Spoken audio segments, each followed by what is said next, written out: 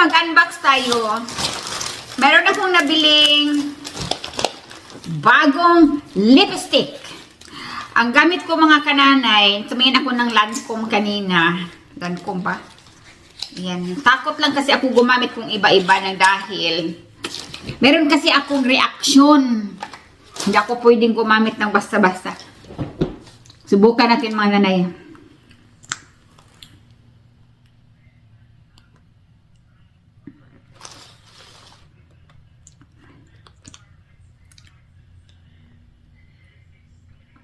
Di man to lipstick mga panal. Ano lang pala ito? Pangpasinaw lang.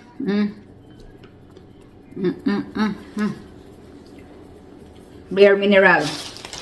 Ay, ito lipstick.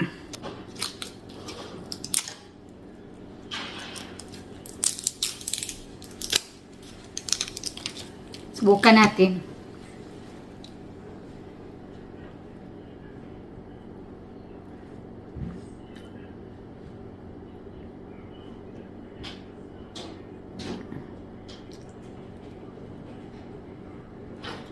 Yung look natural lang.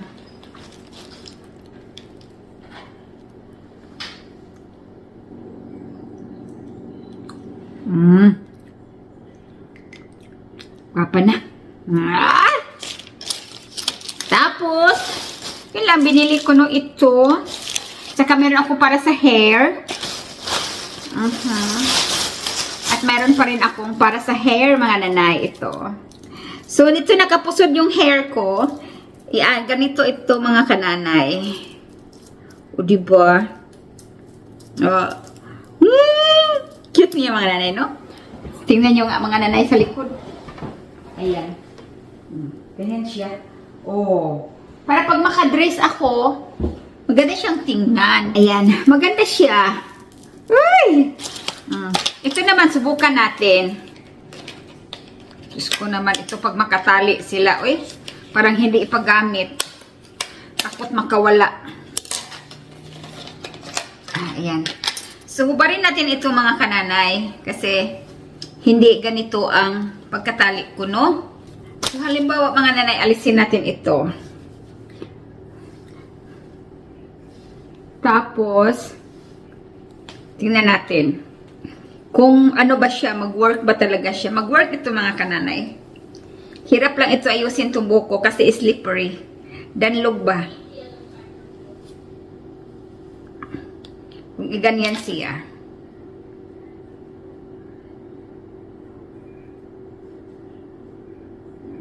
O diba? Tingnan mga nanay. Ayan. O diba? So, ayusin pa natin mga kananay, no, ulitin natin. At ayusin natin ng maigi.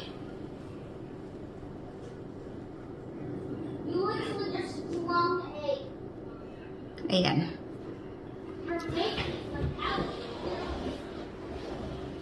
Ito, maganda ba siya mga nanay? Ganyan. O diba? Kananay, ang sabi niya, wag na daw dapat laro ang anak ko na dahil malaki na siya. So, kung ganyan po ang parents, talagang hindi maganda yan.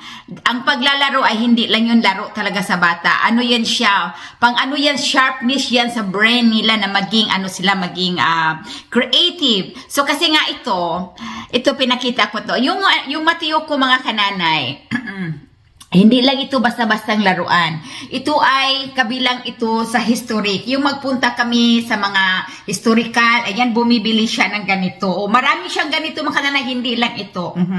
At alam nyo ba mga kananay, ang mahal-mahal nito mga kananay, ito lang itong sundalo-sundalo is ano yan siya? Kasali ito. Kasali ito dito. Ito lang siya ha, ito nakapalibot. 20 bucks yan siya mga kananay. 20 bucks is like equivalent of more than 1,000 pesos. Oo, mahal yan. Kaya hindi basta-basta lang ito nalaro. Nasasabi niya malaki na ang bata, hindi na dapat naglalaro. Ang dapat magpalaruin natin ang ating anak ng dahil nga para yan sa nila, sa brain nila na lumawak ang kanilang creativity. So like ito lang is like 20 bucks, no, more than 1,000 pesos. Ito lang siya. Iba din ito mga kananay. Nang dahil sa creativity ng anak ko, pati lagayan ko ng paso, ito. Nakita niya yung pinatungan niya. Ayan, nakasali yan. So ang anak ko mga kananay ay hilig talaga niya ay yung mga historical na Katulad nito mga kananay, marami siyang ganito. Lahat ata na mga model ay mayroon siya. Model nito ay mayroon siya mga nanay, no? Kasi nga pag pumunta kami ng historical place ay bumibili talaga siya. At hinahayaan lang namin. So kasi nga yan, learning din yan sa bata. So maraming alam si Mateo sa historical. Tulad nito, ito yung mga kananay na lumipad mula doon papuntang Kuwait sa Iran. Yan, ganyan, diving. So, learning po ito mga kananay, itong mga ni Mateo, mga laruan ni Mateo na mga binibili niya. Hindi siya mahilig sa mga tarak-tarak. Ayan, ganyan. So, alam niyo mga nanay, ang anak ko talaga ay napakahilig sa history talaga niya. Okay, ang sabi nga, di na daw maglalaro. Dapat suportahan natin ang ating mga anak kung ano ang needs nila. Wag lang yung suportahan yung sarili ninyong sarili nilang yung nagsabi diyan. Aywan ko kung nakita ko sa doon niya, naka-bulantra lang siya doon sa sala niya. Okay. So, alam niyo ba mga kananay, ito ay parts ito ng historical.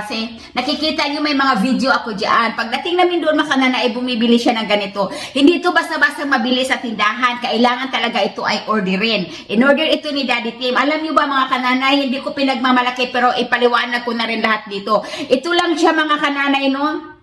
Ito siya ay $150 US. This is equivalent like almost 8,000 pesos.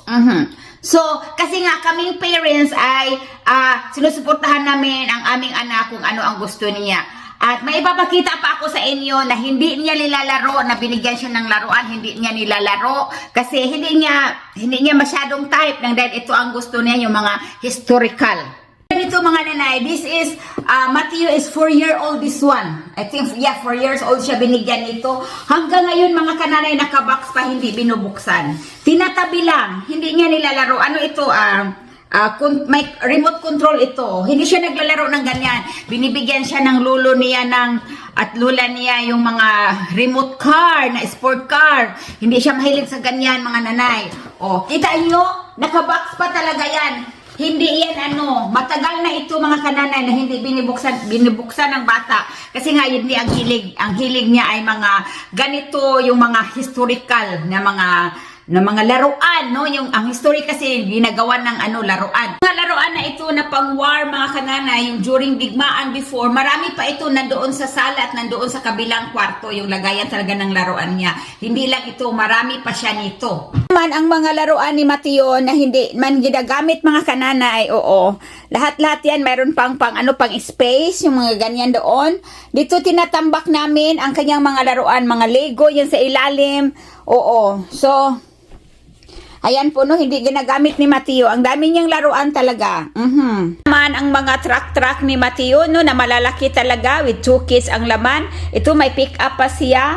Ayan, doon. Tinatambak na lang yan doon kasi hindi na ginagamit. Nako, sayang talaga. Lahat pa yan ay gumagana pa yan. Meron pa doon sa kabilang building, no? So, hindi na yan ginagamit. Nakatambak na lang. Doon sa babae na yan, dapat hindi na maglalaro ang bata. Disagree talaga ako sa kanya. Dapat pag may mga anak tayo ay suportahan natin ang kanilang needs nila, no?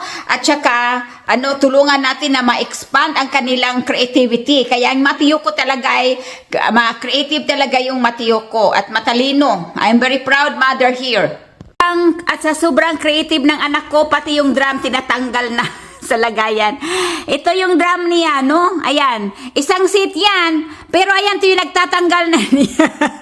Binili naman siya ng daddy niya ng separate lang talaga. Kung ano ang gusto niya, ano ang kailanganin niya, ay sinusuportahan namin. Ang payo ko dyan sa nanay na ito, ay kailangan na bigyang tuon, bigyan pansin ang mga anak, mahalin natin. At alagaan natin sila. Para sa kanilang good future.